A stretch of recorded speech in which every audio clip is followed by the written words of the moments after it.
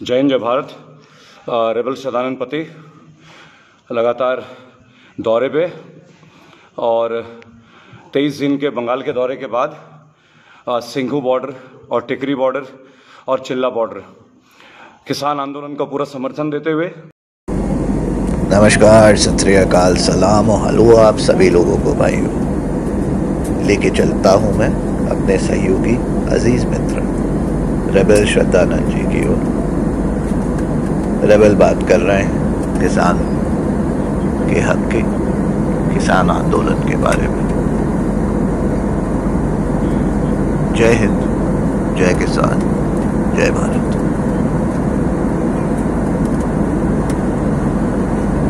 क्या वहाँ की वास्तविकता आपको भी जानना चाहिए। और हम लोग रेबल फाउंडेशन के नाते हमेशा ये प्रयास करते आए कि जो रियल पिक्चर है वो आप लोगों के बीच लेके आए। एक्चुअल में क्या सिनेरियो है किसान आंदोलन का और क्यों किसान वहाँ बैठे हैं और क्यों नौजवान परेशान है, ये सब जानना ज़रूरी है। इससे प्रायर भी हम लोगों ने आरटीआई के थ्रू से बहुत सारे क्वेश्चंस पूछे जिनके जवाब आने बंद हो गए। वैसे भी 2013 के बाद की जो गवर्नमेंट है, इन्होंने आरटीआई को शायद पब्लिक वेलफेयर के लिए काबिल ही नहीं समझा या ये इस लायक नहीं समझते कि आरटीआई का जवाब दिया जाए जनता को। लेकिन फिलहाल आज आरटीआई की बात नहीं होगी, आज वेरिड इंडस्ट्री की बात होगी, किसानों की बात होगी, क्योंकि किसानों का आंदोलन जो है वो लगातार 3 महीने क्रॉस करके अब चौथे महीने में प्रवेश करने वाला है। कल आप लोगों ने देखा हमारे फाउंडेशन के सारे लोग वहाँ पे थे, लेकिन वहाँ पे जैमर लगाए गए हैं, तो आपको वहाँ के ऑनलाइन जानकारी तो हम लोग नहीं दे सकते, पर रिकॉर्ड करके आप लोगों को डिटेल्स आप रेबल सदानंद पति के पेज पे देख सकते हैं। और नेक्स्ट वीक हम लोगों का न्यूज़ चैनल लॉन्च हो रहा है, that will be inform to you very soon. आप पेज को देखते रहिए। लेकिन 38 किसानों ने अपनी जान गंवा दी पिछले 3 महीने में। मुझे लगता है कि मेन फ्रेम मीडिया को शायद इसमें कोई दिलचस्पी नहीं है, लेकिन नोएडा के पास एक किसानों का नया टेंट लगा है जो सरकार के समर्थन में है। अब वो कितने हद तक किसान है, जेन्युइनली वो किसान है या नहीं है, इसकी पड़ताल हम लोग अपने कल के वीडियो में आपको दे देंगे। दोस्तों, कल मैं उत्तराखंड के दौरे पे हूँ और उसके पश्चात अगेन बंगाल के दौरे पे, और पूरे इंडिया ही हम लोग ट्रैवल कर रहे हैं। इवन लेह लद्दाख का भी हम लोगों ने कवर किया था, कश्मीर कवर किया था, और वहाँ के जो एक्चुअल पिक्चर है वो आप लोगों को साबित किया। हमारे नीट के स्टूडेंट्स के और हमारे छात्रों की जो डाउट्स हैं, जो कॉम्पिटिटिव एग्जाम के लिए बैठ नहीं पा रहे हैं, या कोरोना काल में जो भी आप देख रहे हैं, उसका अभी तक कोई वेरिड आंसर हम लोगों के पास नहीं है। फिलहाल मैं एक जिम पे हूँ और जिम पे इंडस्ट्री के बारे में एक बात आपको बता दूं कि कोरोना काल में लगभग 5 महीने के बाद जब ये जिम्स खुले और उसके बाद एक सोशल डिस्टेंसिंग के अंतर्गत इनको निर्देश दिया गया, ऐसे कई इंडस्ट्री हैं, मॉल्स हैं, शॉपिंग मॉल्स हैं, पार्लर्स हैं, हेल्थ क्लब्स हैं, आयुर्वेदिक स्पास हैं, बहुत सारे इंडस्ट्री हैं। मुझे लगता है गवर्नमेंट को इनको एक बेल आउट पैकेज देने की जरूरत है, क्योंकि किराया किसी ने माफ नहीं किया। मैं आपको बता दूं, किराया सबको देना पड़ा, लेकिन लोग इस कोरोना काल को डरते हुए आते नहीं है। तो जो भी लोग रेंट पे हैं या किराए पे हैं, उनके लिए गवर्नमेंट की क्या कृपा दृष्टि है, या माननीय निर्मला सीतारमण जी, आपसे ये प्रश्न हमने पहले भी पूछा है, तो फॉलोअप करते रहिएगा। लेकिन आपको किसान आंदोलन के बारे में एक बात बता दूं जो कल भी आया था। कुछ बुद्धिजीवी लोग हैं स्पेसिफिकली, जिनको हम लोग अंधभक्त बोलते हैं, उन्होंने ये कहा कि वहां ओवन लग गए, पिज्जा के ओवन लगे हैं, किसान पिज्जा खा रहे हैं, बिरयानी खा रहे हैं। इस वीडियो के माध्यम से दोबारा मैं पूछूंगा, अगर किसान बिरयानी खा ले तो कोई क्राइम हो जाता है क्या? या किसान अगर पिज्जा खा ले तो कोई क्राइम है क्या? या हमें पिज्जा या बर्गर या बिरयानी खाने के लिए लाइसेंस की जरूरत है, या पासपोर्ट की जरूरत है, या वीजा की जरूरत है अपने ही देश में? दोस्तों, हम लोग जो खाना खाते हैं वो किसान ही उगाते हैं, चाहे वो पेपरोनी हो, चाहे वो कॉर्न हो, चाहे वो मशरूम हो, ये सारे किसान उगाते हैं, मैं और आप नहीं उगाते। तो जब किसान उगा के हमें दे सकते हैं तो किसान इसे स्वयं क्यों नहीं खा सकते? बोलते आप गूगल पे जाके सर्च करके देख सकते हैं। इससे बहुत जल्द मेरा एक अधिवेशन यूएस कांग्रेस में होने वाला है, जहां मैं इनवाइटेड हूं फरवरी में, और मैं नहीं जानता गवर्नमेंट मुझे परमिशन देगी या नहीं देगी, क्योंकि आज की डेट में अगर कोई बोलता है तो वो एज अ टेररिस्ट का एक टैगलाइन लग जाता है। हम लोग means we are the third party, we are the urban naxals. अगर हम गवर्नमेंट की पॉलिसी से अपना समर्थन नहीं देते तो we become a naxalite basically. That is what the central government believes, in turning youth into naxalites. But we are educated people, हमें चाहिए कि हम भी इस चीज को सर्वे करें। आपने कल के वीडियो को बहुत समर्थन दिया, इसके लिए मैं आपका धन्यवाद दूंगा, परसों के भी, और इससे पहले 20,000 शेयर हमारी एक वीडियो का रहा।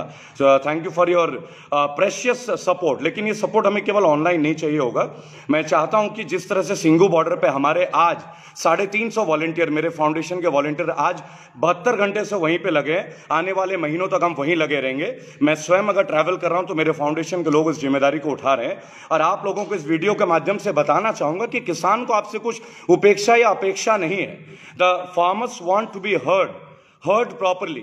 They want their voice, the voice of their hearts, to be known for the public and by the public, and the central government should pay an attention to them.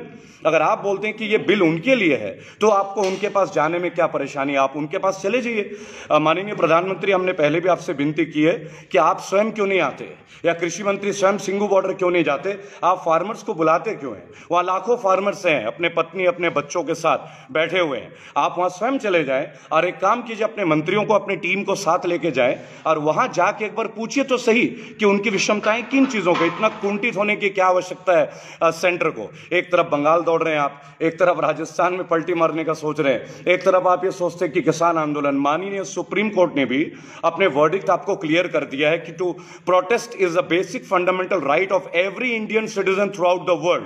We have the right to protest, हमारा ये अधिकार है। अब हमारा अधिकार तो आप छीन नहीं लेंगे, हिंसा तो कोई कर नहीं रहा, आपने फोर्स की लाखों के तादाद पे वहां तैनाती कर दी, ऐसा लगता है जैसा वहां कोई बवाल मचने वाला है। आपने कहा लेफ्टिस्ट आ गए, आपने कहा खालिस्तानी आ गए।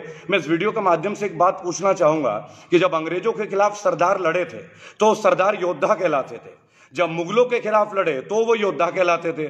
इस कोरोना काल में, लॉकडाउन में जब उन्होंने लंगर चला दिया तो वो फरिश्ते कहला गए। अब जब वो किसान आंदोलन में आके खड़े हो गए तो आप उनको खालिस्तानी समर्थक बता रहे हैं। तो कहीं ना कहीं आपको अपनी भाषा पे संयम देने की जरूरत है, आपको अपनी सोच को परिवर्तित करने की जरूरत है। आप प्रॉपर शोध करके, रिसर्च करके आए।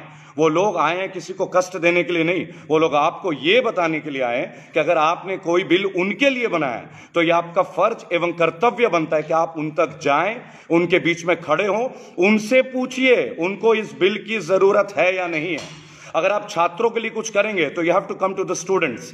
अगर आप इंजीनियर्स के लिए कुछ करना चाहोगे तो आपको BTech, tech graduates, diploma engineers के पास आना पड़ेगा।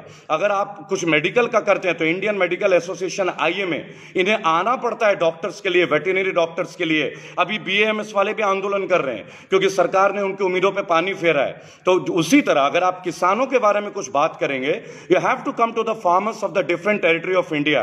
कश्मीर से लेकर कन्याकुमारी तक आपको विभिन्न राज्यों में आके देखना होगा कौन सी राज्य की भौगोलिक स्थिति क्या है, उसकी ज्योग्राफिकल कंडीशन क्या है। वहां आए, उन लोगों से मिले, उनके प्रॉब्लम्स को जाने, उनके इश्यूज को समझे। आप किसान आपको अभी समर्थन दे देंगे बशर्ते कि आप किसान के बीच आके किसानों से पूछें।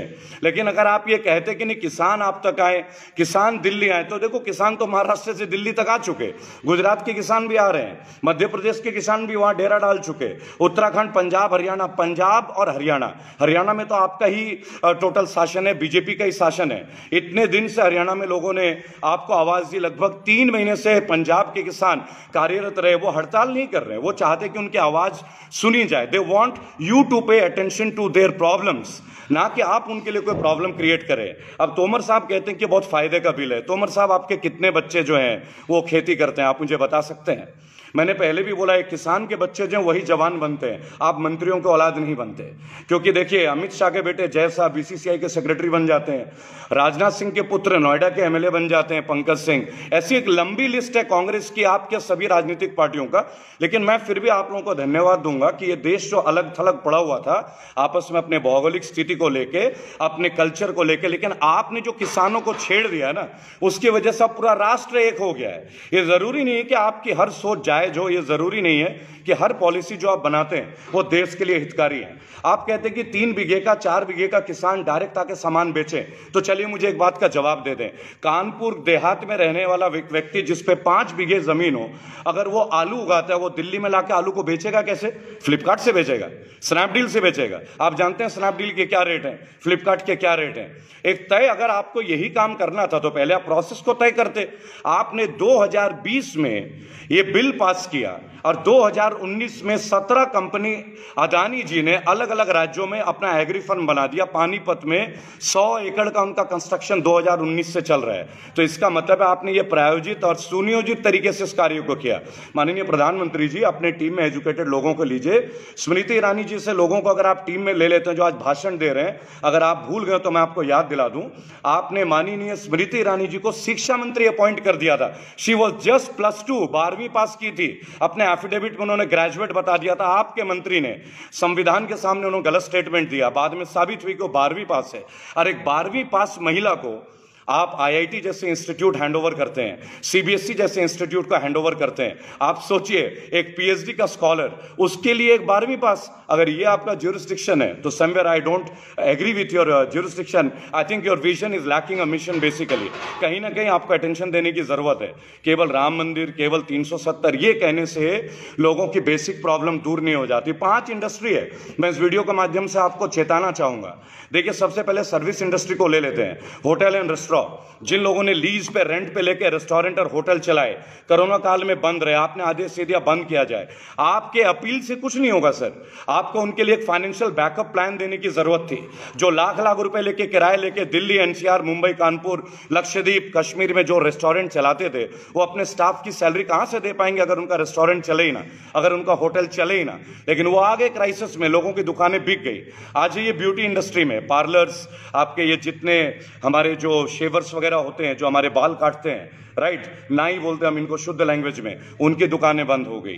ठीक है, सर्विस इंडस्ट्री में जिम ओनर्स को देख लीजिए, इतने बड़े बड़े एसेट्स, मशीनरी, इक्विपमेंट्स, उनकी मेंबरशिप, लोग नहीं आए, उनका रेंट 50,000, 1 लाख रुपए का, स्टाफ की सैलरी चली गई, बदहाल स्थिति में आ गए। उनके लिए आपने कोई बैकअप पैकेज नहीं किया, लेकिन आपने इंडस्ट्रियलिस्ट को तुरंत बैकअप दे दिया, एक फाइनेंशियल पैकेज दे दिया, उनके लाखों करोड़ों के कर्ज माफ कर दिए। आप उनके लिए हिमायत करते हैं। ये जो आम साधारण लोग हैं, व्हाट अबाउट देम, उनके लिए कौन खड़ा है ये भी तो बता दें। अगर आपके अच्छे दिन की ये डेफिनेशन है, मैं पूरे देश में घूम रहा हूं और हम जैसे लोग अगर आवाज उठाते हैं तो आप हमें जेल में डालते हैं। माननीय प्रधानमंत्री जी, 27 बार जेल की यात्रा में कर चुका हूं, 27th टाइम। 28वें बार के लिए मैं तैयार हूं, 29 बार के लिए तैयार हूं, मेरे परिवार के लोग तैयार है। कारण केवल इसलिए कि हम आत्मनिर्भर का पाठ आपसे नहीं पढ़ेंगे। हर देश का हर नागरिक पैदा होते आत्मनिर्भर होता है। सरकार की रोटी खाता है क्या कोई? अपने कर्मों से सर कोई जीता? आज से नहीं, प्राचीन काल से दिया गया। ईश्वर ने जिसको भी इस धरती पे लाया है वो कहीं ना कहीं कुछ ना कुछ तो करेगा। उसके लिए हमें बीजेपी की, कांग्रेस की या आम आदमी पार्टी की जरूरत नहीं है। तो काइंडली आप इस तरह का मन की बात और डेफिनेशन ना दें। प्रैक्टिकल बात करते हैं, यूथ आपसे प्रैक्टिकल मांगते हैं। एनटीपीसी या रेलवे के बच्चे जो 2 साल से एग्जाम देके बैठे हैं, उनकी अपॉइंटमेंट नहीं कर रहे हैं आप, उनकी ज्वाइनिंग नहीं हो रही है। आपने रेलवे के 120 ट्रेन को प्राइवेट करने का जिम्मेदारी लिया और तत्काल प्रभाव से रेलवे की जॉब्स का आपने एम्प्टी करना स्टार्ट कर दिया।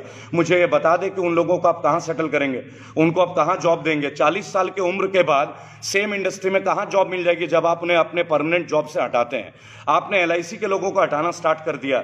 एलआईसी जो पिछले 70 साल में आज तक 1 रुपए के घाटे में नहीं गई, भारत की पहली इंडस्ट्री जहां गवर्नमेंट ने 0.5% का भी इन्वेस्टमेंट नहीं किया है, वो डिविडेंड के तौर पे 1800 करोड़ रुपए बांट देती है, उसको भी आपने प्राइवेटाइज करने की जिम्मेदारी ले ली, उसके हिस्से बेचने शुरू कर दिए। ओएनजीसी आपने बेच दी, राइट। आपने जियो के बहाने से सारे नेट प्रोवाइडर्स को खत्म करवा दिया और आज उसका तरीका क्या है कि पहले फ्री, आज वो मनमर्जी तरीके से ले रहे हैं और सारे प्रोवाइडर्स खत्म हो गए। Now they started the monopoly. East India company यही करती थी। हम लोग हिस्ट्री के स्टूडेंट हैं, यूपीएससी के एस्पिरेंट्स रहे हैं। अगर आपको कभी लगता है मन की बात करने की आपकी इच्छा हो, माननीय प्रधानमंत्री जी और आपके टीम के सारे लोग, समय निर्धारित कर लें। अभी तो हमारे इंटरव्यूज हर चैनल में हो ही रहे हैं। आप समय और जगह निर्धारित कर लें, हम स्वयं आ जाएंगे, 5 लोग आएंगे हम लोग, और आप अपने पूरी मंत्रालय को बैठा लें। We'll have a very good discussion with all your team and we'll make them enabled where they are wrong and how they are wrong. आपका एक मिनिस्टर प्रॉपर तरीके से फंक्शन नहीं करता। अरुण जेटली लॉयर थे, आपने उनको फाइनेंस मिनिस्ट्री दे दी थी। निर्मला जी इकोनॉमिक्स की स्टूडेंट थी, आपने उनको डिफेंस मिनिस्ट्री दे दिया था। स्मृति ईरानी जी 12वीं पास थी, आपने उनको शिक्षा मंत्रालय दे दिया था। और तो और हद हो गई आपकी, आप लोगों ने बिहार में श्याम लाल चौधरी को दे दिया था, जो 1.5 घंटे में भारत के पहले मंत्री बने रिजाइन करने में। कारण क्या था? उन्हें राष्ट्रगान नहीं आता था। और ये वो व्यक्ति थे कि जिनके ऊपर घोटाले का प्रयोग था भागलपुर इंडस्ट्री का, और वो भी तब जब आप ये समझ के जान लें कि जिस समय रामनाथ कोविंद जी वहां के गवर्नर हुआ करते थे। तो आप ये समझे कि आपका क्या स्तर रहा है आपके मंत्रालय चुनने में, और फिर आप आके ये कहते कि हमने जो भी पॉलिसीज किया वो लोगों के लिए हितकारी है। लोगों का हित बताने के लिए और नियम लागू करने से पहले आप लोगों के बीच आ जाइए, लोग आपको अपने आप समर्थन दे देंगे। हमने आपको वोट दिया है, मैंने 2 बार वोट किया अपने लाइफ में और दोनों बार आपको ही वोट दिया है, और दोनों बार वोट में जो गलतियां त्रुटियां हुई हैं अब उसे सुधार रहा हूं। अंधभक्तों का दिमाग खोलना मेरा काम नहीं है, मेरा काम है देश के बाकी जो लोग हैं जो जायज तरीके से प्रोटेस्ट कर रहे हैं, इलीगल नहीं लीगल तरीके से, मैं उनको समर्थन दूं। मैं 3 दिन के अंदर गुवाहाटी जा रहा हूं, वहां पे आप एक नया परियोजना के डिक्लेयर कर रहे हैं, और गुवाहाटी के लोगों को क्या बेनिफिट्स मिला है पिछले 1.5 साल में वो आपको प्रिंट आउट दूंगा मैं, बकायदा आपको गवर्नमेंट डॉक्यूमेंट दूंगा, ये नहीं कि प्राइवेट डॉक्यूमेंट। मैं आपको ये भी याद दिला दूंगा कि 2013 के पहले आपने आधार को मैंडेटरी नहीं बोला था कि नहीं ये गलत है, और आपने तत्काल प्रभाव में आते आधार कार्ड को जो मैंडेटरी कर दिया। आज कोई बैंक अकाउंट में आप कहते हैं खोलने के लिए आधार नहीं चाहिए, पर बगैर आधार के एक बैंक अकाउंट तो छोड़िए, एक सिम कार्ड नहीं मिलता है। You are the first person जिन्होंने इसका खंडन किया था। बहुत सारे और भी तथ्य हैं, लेकिन किसान आंदोलन के बारे में आपको एक बात बता दें, ये आंदोलन नहीं है, अब ये हमारी आदत बनेगी, क्योंकि बहुत सालों से हम ज्यादती को सह रहे थे। कांग्रेस की भी आपकी ज्यादतियां बहुत ज्यादा बढ़ गई। आप देखिए बंगाल में, आप देख लें, कल आपने शुभेंदु अधिकारी को अडॉप्ट कर लिया, 60 एमएलए आपके पास आ गए। क्यों भाई, बीजेपी के आपने कार्यकर्ता नहीं थे क्या बंगाल में?